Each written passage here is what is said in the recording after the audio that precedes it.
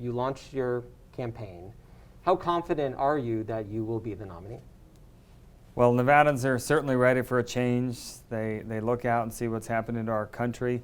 They see the radical lurch to the left, and I think they're scared, they're concerned, they feel under assault.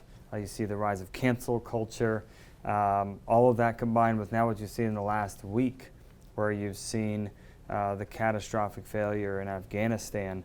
I think we're looking at the potential of a massive wave election where people definitely want to send a message to those that are in power, President Biden and Masto and the Democrats. At this infrastructure event that was here in Henderson about an hour ago at the AFL-CIO, unions representing about 45,000 members standing up. Obviously not all 45,000 people were there, but there was leadership from those unions holding up signs that said, Adam Laxalt is a threat to Nevada jobs, because you came out and said that you were against the bipartisan infrastructure bill. Are you a threat to Nevada jobs? Well, I mean, of course, that's a preposterously political question. The question is whether I would have supported the infrastructure bill. You know, right now, Nevadans want actual responsibility out of Washington. We've seen trillions of dollars of spending, and what it's led to is true increase in inflation. The Democrats are still somehow saying there's not inflation, but real Nevadans know that gas has gone from $3 to $4.50. Everything that we spend money on is going up. And so if we continue to just spend and spend and spend, that money is not ours. We're borrowing that on my kids, future generations. And for the moment of time we're in right now, people need to know that gives China more power since they're buying our debt. So this is a grave concern, and I would support a real infrastructure bill. In fact, there was a bill that could have had 100 votes and been a 100% bipartisan bill, a bill that only included bridges and roads, what regular people actually believe is infrastructure. And unfortunately, the Senate Democrats passed on that opportunity. They decided that they couldn't resist loading this up with other spending. And right now, it's just not something we can afford. If you were elected to the Senate, who knows what the composition is going to be, but Minority Leader Mitch McConnell voted for infrastructure. So sort of going against it is going against a lot of the party. Republicans supported this. I think 17, 19 Republicans supported this. So what about it don't you like besides the cost? Look, I'm running to be an independent voice for Nevada. I'm running to be someone that's actually just going to stand up consistently for them. And right now, Masto just stands with her party 99% of the time. She votes with Chuck Schumer. And so, okay, if Mitch McConnell supported this one, I still don't support it. And I'll make those judgment calls each time for what I think is right. And like I said, let's be very clear, I would have been pushing to get a more narrow bill, a bill that only included bridges and roads and tunnels, what people really believe are infrastructure. This bill was a Christmas list of lots of other liberal wish lists from Washington, and unfortunately, we can't afford it. And I hope that we use the opportunity for some true bipartisanship of actually doing a more narrowly tailored bill in the future. So what the union leaders were saying today was that even though there is, yes, the cost to the bill, that all that money gets fueled back for moms and dads, single parents who might need a job, tradesmen who are looking for work. It goes right back into the economy. So they're sort of saying it pays for itself at the end of the day by giving people jobs. I don't think that the extra hundreds of trillions of dollars that are being spent is something that Nevadans want right now. I understand that people that are used to unlimited spending, which by the way increases our taxes, I think people are used to say, 100 million here, 500 million there, no big deal, but this is a big deal. We are spending too much. We've spent too much over the last year, and if we keep doing this, anything that may be positive out of Washington is going to be completely erased by massive inflation increases and an economy that's going to start going down rather than up. So if you had been in the Senate in 2017 when former President Trump's tax plan went through, would you have supported that even though it added trillions to our nation's debt? I can't say that I know the specifics of the bill you're talking about. So The tax cuts for the wealthiest. I certainly would have supported the tax cuts. They certainly helped the economy and helped a lot of small businesses, helped a lot of ordinary families. But any other details inside the bill, I can't claim to have a detailed knowledge of. So obviously you're running against Senator Cortez Masto. What is it that she hasn't done that you feel, hey, I'd do a better job? I flipped the question on you. What has she done? I challenge you. You know, get out in the street. I'm talking to your listeners right now. What has she done for Nevada? And not just 5 years as a senator, 8 years as an attorney general, 13 years. What are the things that come to your mind that she's done for Nevada? And I promise you, I speak to people every day. People can't think of anything because she hasn't done anything for Nevada. Certainly as an attorney general, there's no signature thing that she did. And we had to go in and clean up her mess that she left in the attorney general's office. And it's something that I anticipate we're going to have to do. If I win this Senate race, we're going to have to go in there and start delivering results for our state. A couple of topics that are going on now. Should we accept Afghan refugees for what's going on there? I think, first of all, as someone that served in Iraq and did detainee operations in Iraq, one of the things that's being lost in this story is how much effort went into capturing detainees and how dangerous these people are. There are thousands of detainees at the Bagram prison that were released and that are out, and we have an open border that Senator Masto is refusing to fight to secure, and our country is most certainly less safe today than it was 1 week ago with that release. And so that is a big priority and something that we need answers to. What are we going to do about these thousands of really bad folks that have been released into the international terrorist network? Now, as far as prioritization, without a question, we have to get Americans out first. We have limited resources. We just heard the Secretary of Defense say that we can't guarantee, we have no capacity to go out and bring Americans back to safety. So that has to be first, second, third priority. How are we going to get all Americans safely in? Once we get all Americans safely in, fine, we should try to take care of those partners that were good stewards and that are vetted and that we know are safe. We've always been welcoming to political refugees, and there are going to be plenty of political refugees coming out of this terrible Afghanistan situation. So obviously, the war, it's a 20-year-long war. We've had several administrations at the helm of this thing.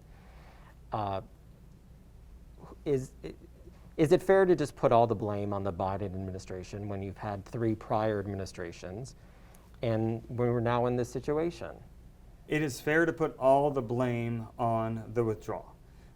You're absolutely right. It was a 20-year war.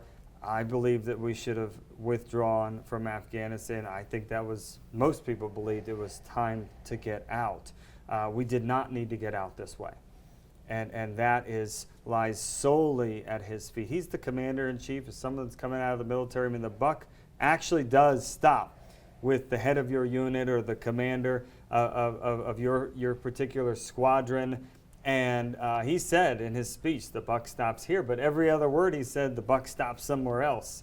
And so it's unfortunate that the pictures are harrowing, that the dangers that the Afghani women are going to face are real, and I just can't even imagine what they're going through. But Masto, she issued a statement that said, I'm observing the situation, and I hope that the Afghani female leaders that worked with us aren't harmed. I mean, that's her statement so far. We need a lot more out of her, challenging what's going on, trying to get the bottom of how these decisions came to be about, and what are we going to do to rescue this situation. The president, it was almost like sad, if it doesn't make you so angry, said, I guess on this 60 Minutes interview, that this was just going to happen. There was no way to stop it. Well, that's just not true. And nobody can believe that there wasn't a better way to get out of Afghanistan. Should people be vaccinated against COVID? I've been vaccinated. There's no question that vaccines reduce your chance of mortality and they reduce the severity of infection. I also believe that people absolutely should be able to make their own decision. And people have all sorts of reasons why they may not decide to vaccine. And I do not like the coercive side of what's going on with vaccines right now. They're available. We can keep getting the word out that they do reduce the risk of serious illness and mortality. Those are true, and that's unassailable. But the government keeps sending mixed signals of incentivizing you to get vaccine. You don't have to wear a mask, and then you're vaccinated, then you still have to wear a mask. They're trying to force masks on children, which I'm opposed to. I think the parents should be able to choose that. People are very, very frustrated with the perpetual onslaught against their own choice when it comes to COVID. We're a year and a half into this now. I mean, it's time to treat people like adults. One could argue, though, that, I remember when I was in grade school and going to summer camp, I had to be vaccinated. I mean, against a bunch of different things. When I went to college, I had to get a vaccine. I'm sure you were in the same boat. So wouldn't COVID just fall in line with that? Well, nobody's debating the children getting vaccinated right now. It's not approved for children. It's not being mandated for children. And so that's still going through the process. Right. But the reality is, this is an airborne virus. This is a respiratory virus. It's not the same thing as, measles or smallpox. These are things that vaccines can actually basically eradicate. The vaccine for COVID is not going to eradicate COVID. And I think our leaders, frankly, have been either intentionally or unintentionally misleading about that. We are not going to eliminate COVID. It is going to be like seasonally coming through our country for many, many years to come. And so thank you for the analogy. I don't think it's correct, and I think that's why this should be treated differently. Back in November, you held a press conference that there was tons of election fraud. Those claims were thrown out of state court, federal court. Members of your own party said there was no fraud. The Secretary of State released a report and found 24 cases of potential fraud that were forwarded to your former office, the AG's office. Was this election fraudulent? I have said from the beginning, and I maintain today, that mail-in balloting was not ready for prime time. It was not going to be a safe means of election for our state. We had never done it before, and it takes states years and years and years to get that right. Putting mail-in balloting, which the Democrats did with no Republican votes, 3 months out before election was not wise, and it was not something that was ever going to give voters confidence. And so I focused on mail-in signature verification from beginning to end. And I still maintain that mail-in balloting was not secure. In fact, I don't know that anybody argues that there was not fraud in mail-in balloting. The question is, to what degree? And the answer is, we still don't know, and none of the things you mentioned actually went through 700,000 mail-in signatures and compared whether or not they are legitimate. And so we know that certain categories of voters got in, and I've never put a number down. I don't know what the number is. It could be 1,000. Well, I think you said 15,000. Or it could be 50,000. We simply don't know the answer, and until the media, hopefully before the next elections, actually wants to pour through signatures and once and for all give confidence to our voters. There are Democrats, there are independents. I'm telling you, there are a wide swath of Nevadans that have concerns about the election. And again, I'm always careful to say we don't know how much fraud there is. I would be shocked, but it could be 200 fraudulent voters. That's all there was out of 1.4 million. And of course, if we look through these signatures and that proved to be true, I'd be first to say, great. I'm really happy we have a safe election. I served in the military. I'm the top law enforcement officer of the state. I love this country. The election system is imperative that we believe in it and it's trustworthy, and I hope we get it right. So should people, if mail-in is a concern, I mean, it's the law of the land here in Nevada, and the legislature expanded it for future elections. Should people not vote for you by mail if you're concerned about mail-in voting? We've got plenty of time to sort that out. I mean, it is the system now, and so we're going to have to operate in this system. But I certainly hope that we can have confidence in mail-in signature voting. Final questions. I want to talk about the ad you put out. You know, one of the comments is you didn't mention Nevada in it. Is there a reason why you didn't name the state? Everything I was talking about are issues that are on Nevadans' minds. This is what people want someone like me to fight for. We have Nevadans throughout our entire video, thousands of Nevadans in our video, so I'm not really sure what the critique is. And in the video, you know, it points to some groups of people that you might have an issue with, including media.